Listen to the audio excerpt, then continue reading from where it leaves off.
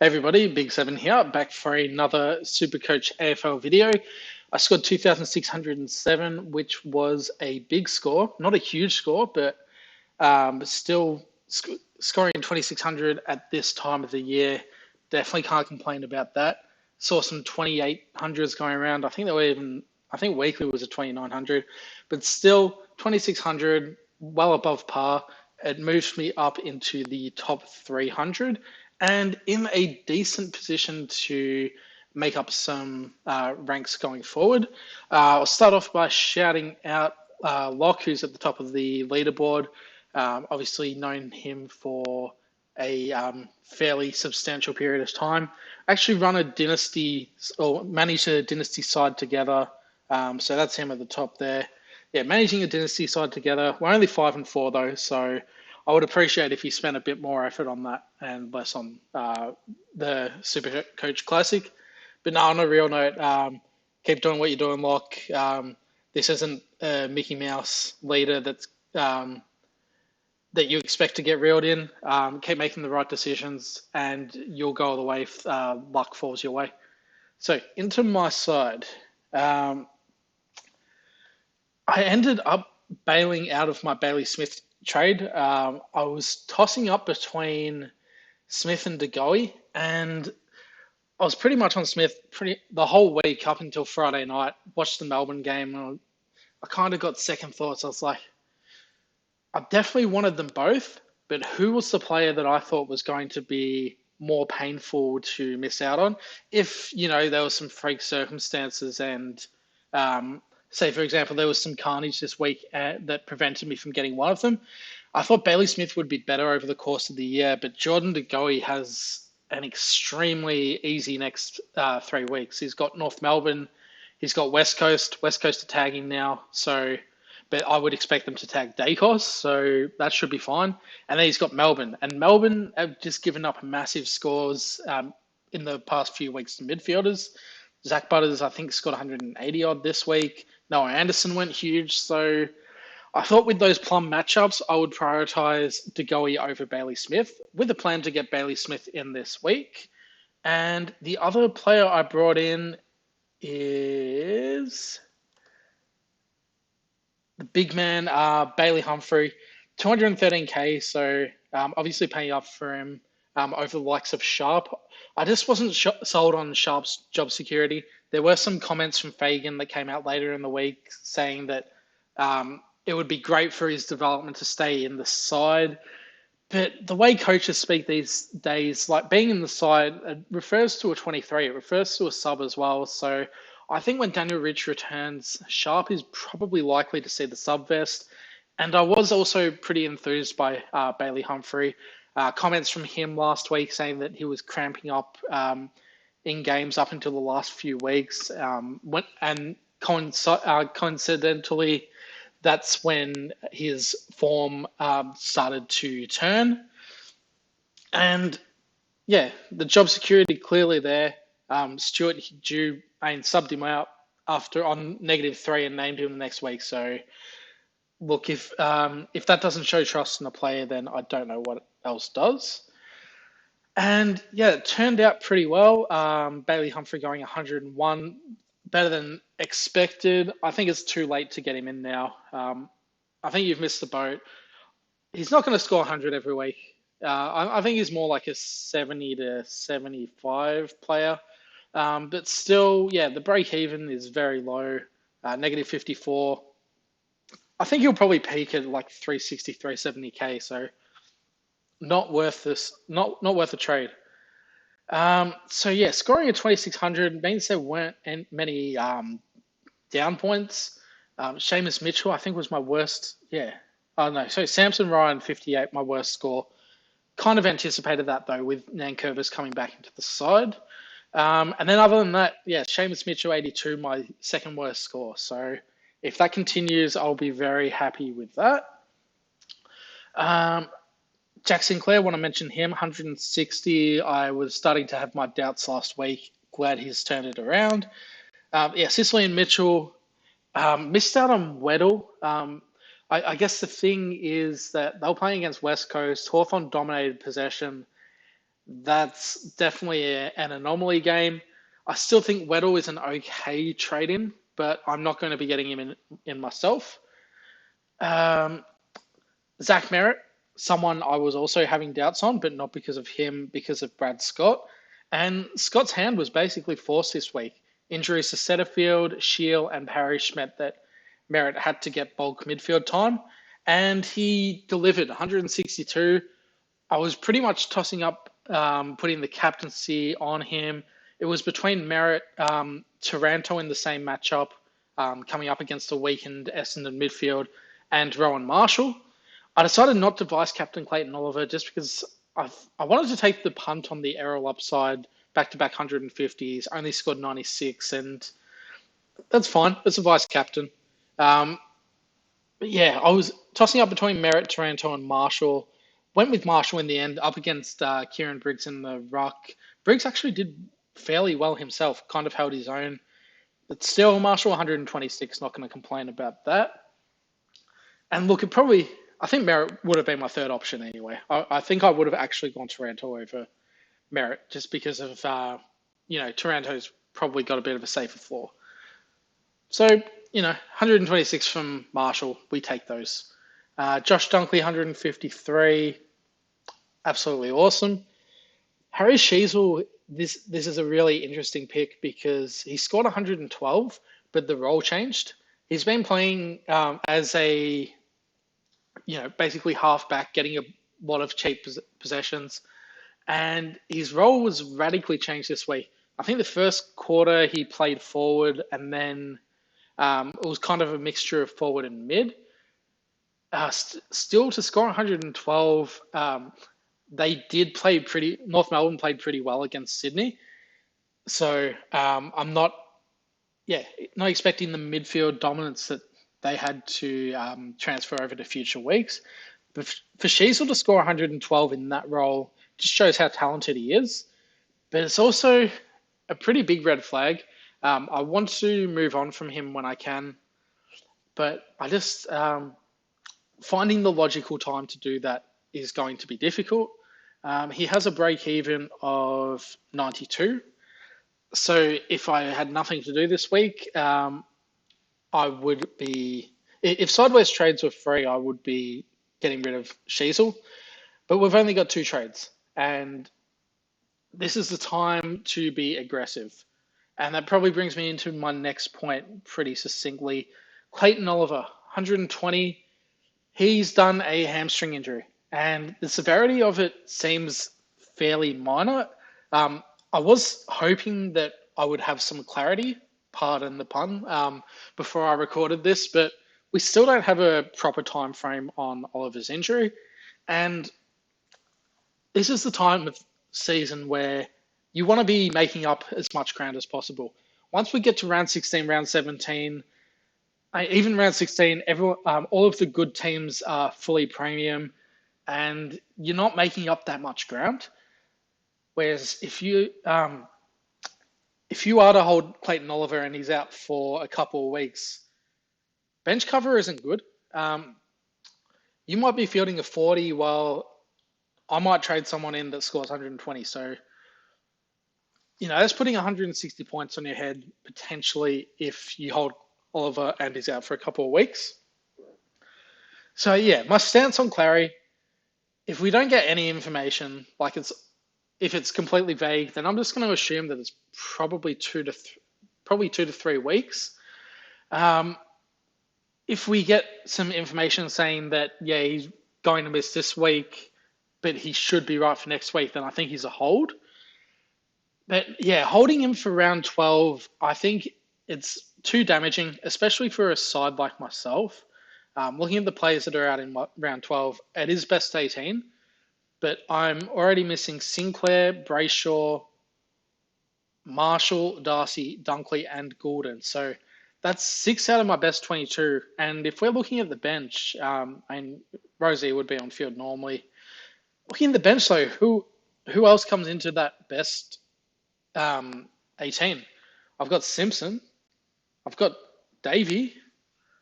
Maybe Chincotta comes back.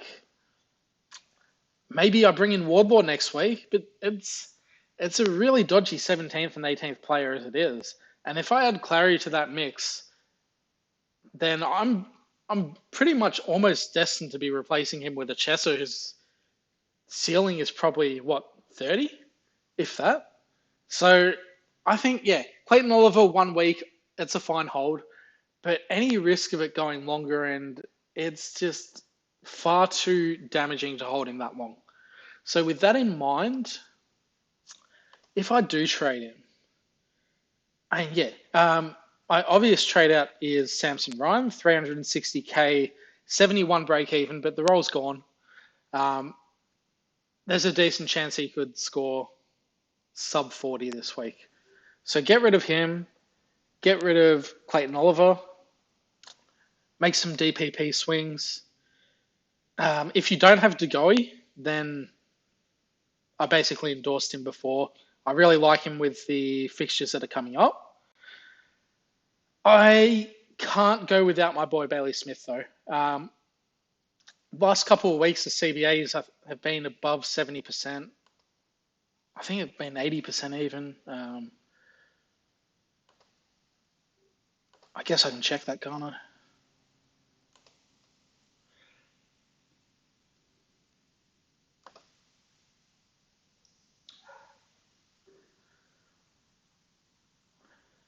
So, Bailey Smith, 75% CBAs.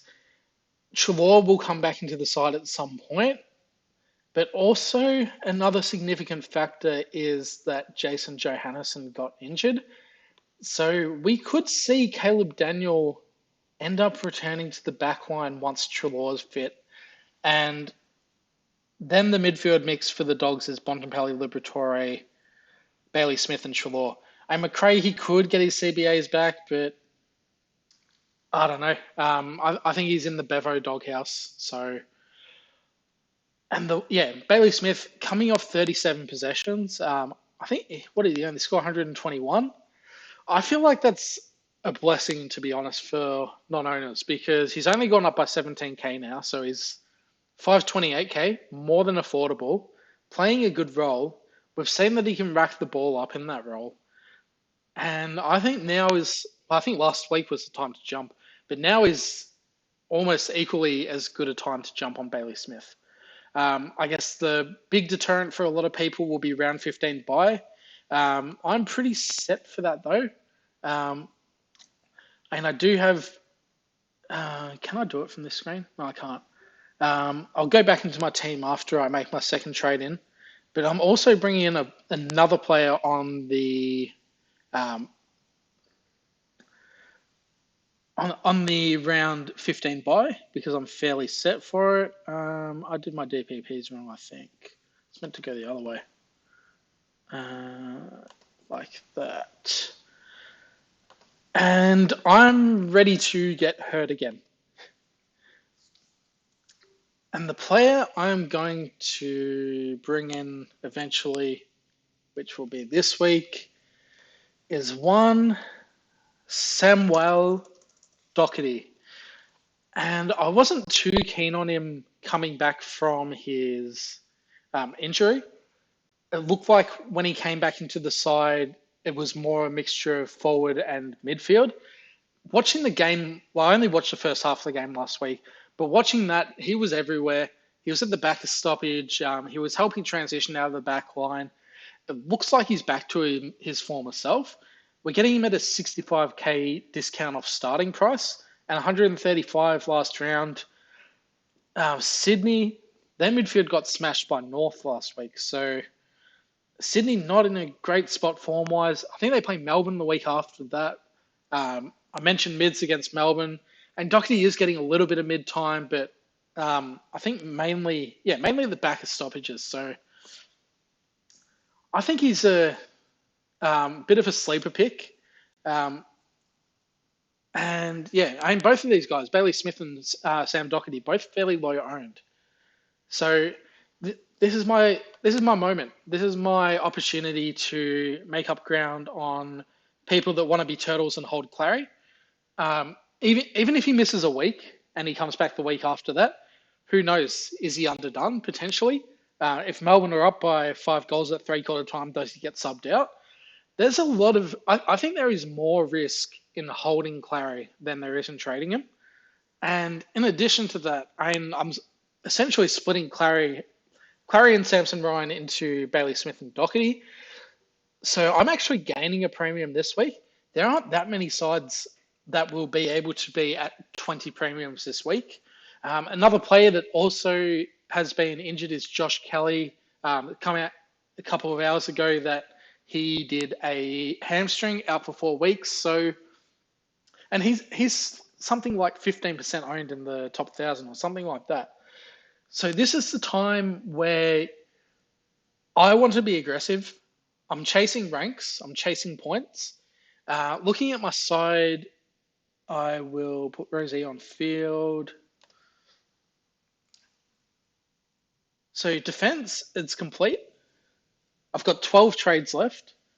Midfield, I've got Rosie in there, but there's 8 premiums there. And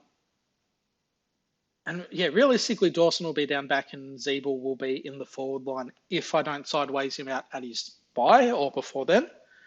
And yeah, so it's only 2 rookies on field. Looking at the buys, I'm pretty set. Round 12 will be a bit painful for me because I think I've got more premiums than other people. Not many will have the Rowan and Darcy combination. And there's also a round where you can't really get ahead by trading premiums out to different premiums. So I'm expecting a bit of a downward arrow in round 12. Round 13, it's only Geelong and Gold Coast, so that's only Tom Stewart. Round 14, I'm surprisingly good for, I think. And a lot of defenders out that round, but a lot of people have Hawthorn players like Will Day. Dawson I've got. So 3, 4, 5. So only really 5 premiums out in round 14. So that'll be a big one for me. And then my plan going into round 15, if I haven't already got rid of Sheasel, I will get rid of him.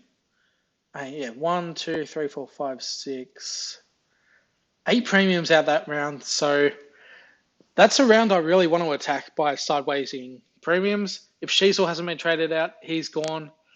Zeeble, potentially. Depends on what his price is and what I can get for him. But if I could, I might even just sideways him to Luke Ryan at that buy or something like that. And then, it's really only 6 premiums after that. That's manageable. So many good players that are out on that buy. Players that I don't have. Josh Kelly obviously injured now, but Cornelio, he's very highly owned amongst top coaches. Zach Butters, he's been amazing. Bontempelli, he's highly owned. Taranto, basically locked in all good sides. Who else is on that buy? I guess, people that have Walsh, people that have Cripps. So I think, aggressively sidewaysing round 15 is my plan. But this is, I can't reiterate it enough. This is the time where if you're playing for overall, you need to be aggressive. I think holding Clary is not the right move. I'm hoping I can get him back in at 600k. It's probably a bit optimistic, but who knows? Maybe he gets subbed out in his first game coming back from injury. Maybe he's not 100% coming straight back. So, this is the time to be aggressive. If you're playing for overall, if you're playing for leagues, then Clary, very clear hold. Probably, if Bontempelli isn't the top midfielder, then Clayton Oliver is. But I'm hunting. I'm hunting a top 10 finish, knowing that I will probably fall a little bit short of that. But still, it doesn't hurt to dream. And that, top 10, that's what I'm striving for from here on out. So, thanks for watching the video. If you have any questions about your team, make sure to put them in the comments below. I'll answer your questions. And I'll see you for actually, oh, before I do that, vice captain, captain. Um, yeah, we'll just do that mid outro. Um, vice captain, I'm very tempted to go Sicily. The St Kilda give up a lot of points to defenders. Zeeble and Luke Ryan in particular both had massive scores against them. Brayshaw, a very interesting one. As I've mentioned, um, Fremantle giving up a lot of scores. Sorry, not Fremantle. Melbourne giving up a lot of big scores to midfielders. Friday night, Goulden potentially went big in preseason. Doherty potentially. I'm undecided on vice captain. I think captain, I'm going to go for Dacos. Lost a little bit of form, but a match up against North Melbourne, I'll back him to bounce back. Could even go De Goey. It seems a little bit too pod though. What's Dacos done recently?